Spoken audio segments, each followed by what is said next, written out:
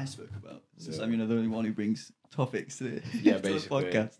We spoke about how like did you watch last week's episode? No, I haven't. No, Well, there's no point asking. I've been slacking off. Wow. Yeah, I've been checking the highlights though. Always. Okay. Never You stops. see the clip? I was talking about attention span.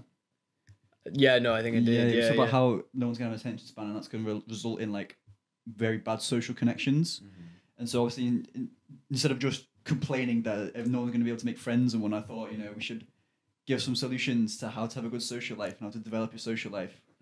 All right. So off the top of your heads, before I go into my in-depth scientific Okay. notes on the evidence on how to make friends, or you like tips, like for all the people who don't have any friends, like Yannick, how to make friends. Carry a lighter. That depends who you want to hang about with. Well, the people who are asking for that, you probably want to hang out with, as long as they're not like scruffy, the 14-year-olds outside the spa. You know what I mean? Like, get hobbies that you enjoy that, like, are classes, if that makes sense. Like, so you meet people through your hobbies. Yeah, because that's always such a like-minded people you're gonna meet. Yeah, and you also always have something to talk about with them. Friends can be difficult to make, and picking the right friends is also quite difficult. I think going out and talking to people, because you don't even have to talk to them for a while. It could just be randos in the street, but it means you're getting more comfortable with talking to people that you don't know, and then it means when you are going to these classes or stuff like that, you're way more confident in yourself. That's my sort of off the top of the head advice. What would you say, Matt? I don't know. Listen to cool music. I'd say people have a lot to say about their music choices. I feel like asking someone, what do you like? What artists do you listen to? What type of music do you like? I feel like that's always a good conversation starter. Yeah, 100%. Show me Spotify playlist, not Apple Music playlist. Look at Apple Music, then you walk away. Yeah, literally. Yeah, that's a good point. There are so many like fun questions you can ask about music. Tell you what, Matt, I've got one for you. Sorry, we will talk about your actual science. I haven't actually like sciencey stuff, the most proven topic. I haven't got that, like what I would think. Okay. 3 music guests you could have dinner with, dead or alive. Ooh. Okay. And also you have to like just like the rules, you have to understand the dynamics that they would have with each other. Because I asked someone and they said Biggie and Tupac, and I was like, right, well, are you talking before the beef or after the beef? Yeah, see, before the beef. Because after the beef, it's like, right, I'm just trying to eat my dinner and you guys are shooting each other. Like, what the hell, man? Was that not more of like a conspiracy thing though, about how like they were sort of, because there was always a conflict between West Coast and East Coast, because they were friends. Yeah. they were friends. Yeah. And there wasn't like painted that they were enemies. Well, Tupac got shot, and they thought that Biggie did it and his crew, so that's why Tupac released a song like "Who Shot Ya?" Yeah, because they was it retaliated actually Biggie. Biggie's crew in that though? Like, Probably not. I don't think so. I remember Snoop Dogg talking about it. I don't know. Maybe we'll never find out. I guess. I think if there's the whole like, is Tupac dead? Is he alive or whatever? That whole conspiracy. If he did get, regardless, let's say he definitely got shot, right? I think they know, like Snoop Dogg, you've seen interviews, he's sort of like teased, like, oh yeah, I know what went on. But obviously he's like, there's some sort of like, something kept under wraps there for an unknown reason. It seems as if he knows what's going on, because he's like smirks at like the interviewer and he's like, and he's like, he could just be stoned as fuck. Yeah, And not know what's going on at the same time. it's true. Yeah, go on, Matt. Give me a 3. See, I wouldn't know. I'd go off like who I'd wanna like sit down with. I'd go Hobson. I'd probably say Eminem, just because he's a GOAT. And then, I don't know, I feel like Kendrick Lamar would be interesting. He'd be a cool guy to talk to. But yeah, fair. Would you pick current Eminem or older Eminem? Old Eminem. Yeah, like Sure. OG Eminem. Yeah, he'd be way more interesting. Yeah, the new guy. Like early 2000s, like when he was like really popping off. Yeah. Yeah, on drugs all the time. Yeah. That would definitely make you more. Do you not feel like though, even like, he's not as fun now, he doesn't do as many drugs or whatever. Do you not feel like now he'd be a bit more wise, probably get some more knowledge out of it? Because he's a bit, he would have learned a lot from his lessons and shit. Yes, but have you heard new Eminem's like music? Like it's not. Yeah, it's not as incredible. good, but like it's not just about it not being as good. If you heard some of the bars where he's talking about sitting on the toilet playing Fortnite with your nan, it's like, mate, What? yeah, yeah. Eminem fell off for me when he did the freestyle under the bridge. Oh, fair enough. Have you seen that video? Have you not? Awfully hot coffee pot. Yeah, that's an awfully hard card. Yeah, it's not good. About Trump, it's like, I don't care. Why? Yeah. That pissed me off. So Hopsin, Eminem, and Kendrick Lamar. Yeah. But, you know. Fair. Biggie, Tyler the Creator, and Childish Gambino. Those would be my three. What about you, Louis? I don't understand, stereotypical Big and Tupac. Like I would like to have a conversation with them.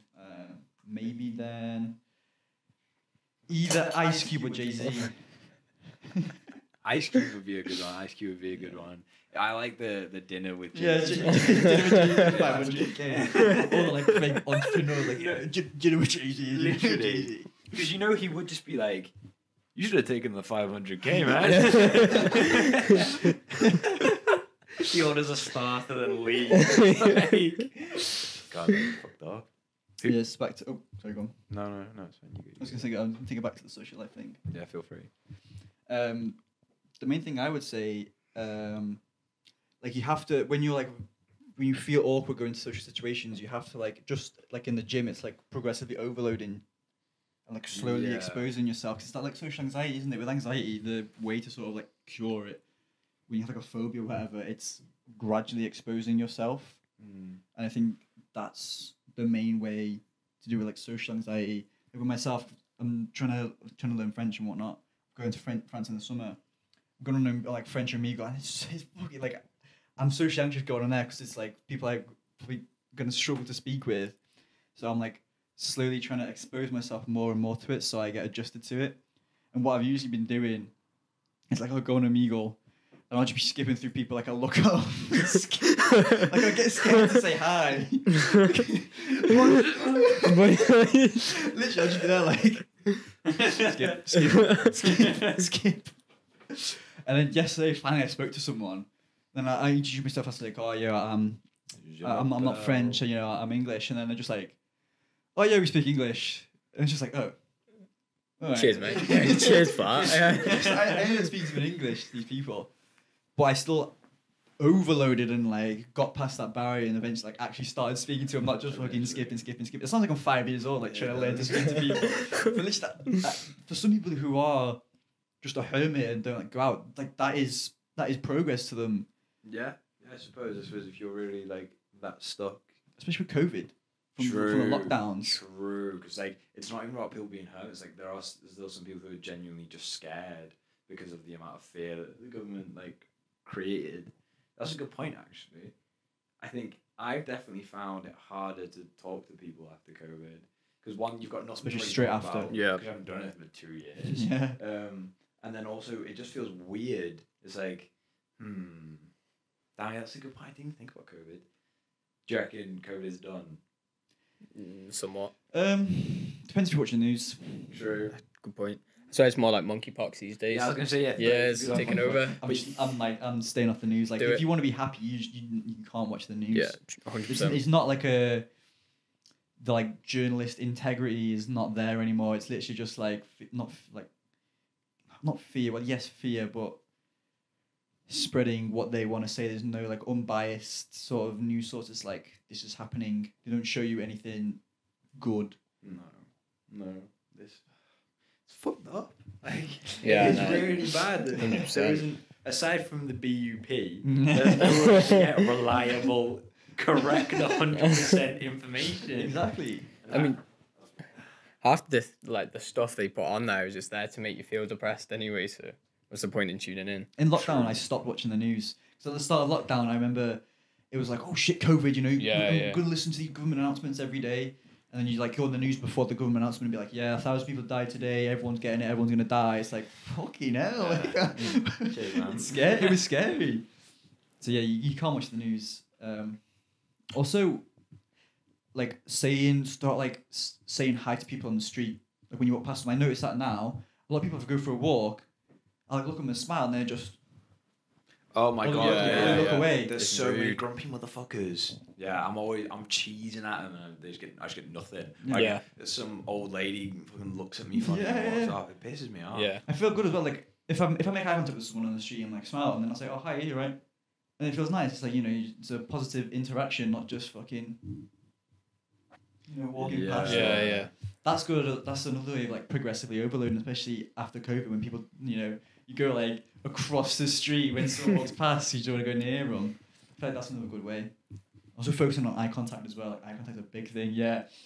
Walking past people on the street, especially at night. If you're walking past a woman at night, the best thing to do is stare at her for as long as you can. Yeah, turn around and follow them as well. Yeah, Come you gotta on. walk as close as possible. Maybe even run. That's a pretty good one. Women love that. Stare at them. What makes them feel comfortable? Pardon? What makes them feel comfortable? Mm-hmm. Walking on the dark street. down. There's a trick, not even a trick. Sorry, there's a thing that always fucks with me. Is if someone says like hello to me, and I'm like, "Oh, you right?" And they're like, "Yeah, how are you?" I don't know whether to reply or not, because sometimes people reply when I do it, sometimes they don't. But I feel so rude, and I feel so like if I say, "Yeah, I'm good, thanks," and they don't say anything else, it's like, "Oh, so you didn't want me to reply." But it's that constant thought of, was I supposed to? Maybe I'm just being socially anxious because I haven't progressively overloaded or whatever. Yeah. It's just kind of awkward either way in that situation though. Like you're always going to walk away from it thinking, what could have I said different there? Though? Yeah, that's a very good point. I think in British culture, just "you're right" is another way of saying hi. Right. Yeah. It's not just like I'm not actually asked if you're alright. Yeah, I'm just saying hi to yeah. you. So in like other cultures, when you say like if you go to America, like, "Oh, you're right, mate," they'd be like, "What?" Yeah. What did he say? Yeah, because it's like it's expected here. You say you're right, they say you're right back. They don't. No one like means to ask how you are. Yeah, no one's Like, I'll keep that in mind. That I'm not the center of attention all the time. Man, what do you think? Oh, did you do the test recording with the mic? Sorry, it just came to my head. How does it sound? All right, good. Sorry, I don't know why that came to my head straight away. Okay. But I thought before we get half an hour, 40 minutes into the episode and we have to reshoot it all, we have to say exactly the same thing. What's your your future plans, Matt? What's your ambitions for the future? We've got exams now. We're off school. Mm-hmm. We're going into the deep end. I mean, obviously, I've applied to uni and stuff like that, but that's really something that I don't want to do. I mean, I ain't got time for stuff like that now. I've done like how many years of school now. The last thing I want to do is go do another 3 years. Mm-hmm. But I mean, hopefully I get some enjoyment out of it. I want to go down some sort of media route. Okay, cool. But Start I TikTok. did. Yeah, I want to make music though. I want to. Yeah. I'll do something cool like that. But I think that's gonna be a lot of effort. But we'll see. I was talking to Joe and Kenzie the other day, and we were saying how if you want to be famous at anything now, you have to have a TikTok account. No, And you have to religiously post on it. It's like Gary V, you want TikTok? Just make it post 3 times today. See, I disagree. I feel like if you've got raw talent, you'll find a group of people that will like you and you'll get recognized. I feel like sometimes you can't overdo it. And you don't want to be that guy to come off TikTok and be like, "Oh yeah, where are you from?" Yeah, TikTok. Yeah, Okay. True. It is like I saw what do you call it? Went to Yo Sushi and they have this, I don't know what you call it, like an apple drink. And on the back, you know how they used to have Instagram, YouTube, Facebook, whatever. I saw TikTok for the first time in that little little photo. I was like, damn. When TikTok first came out, I was like, oh, I'm not getting it because it's just gonna be another Musical.ly. It's just gonna be 14-year-olds lip syncing and hitting it with the. A little did I know that TikTok would take over the fucking world. Yeah, it was sort of it was going to be the new Musical.ly, wasn't it? Because they bought it out, didn't they? Yeah, that's what I thought. No one thought anything of it, but then I remember when it came out, and still even now, they were pushing it on everywhere. Adverts, YouTube adverts, on the internet, Instagram. It was just boom, boom, boom, TikTok. Yeah. And I think that's how they just sort of converted everyone, just shoved it down everyone's throat, and then once everyone just sort of yo, thanks for watching this clip. If you liked watching this, somewhere around the screen will be the full episode or whatever, and you can go watch that. Thanks for watching, guys. Leave a like and comment. We'll hopefully see you in the next episode.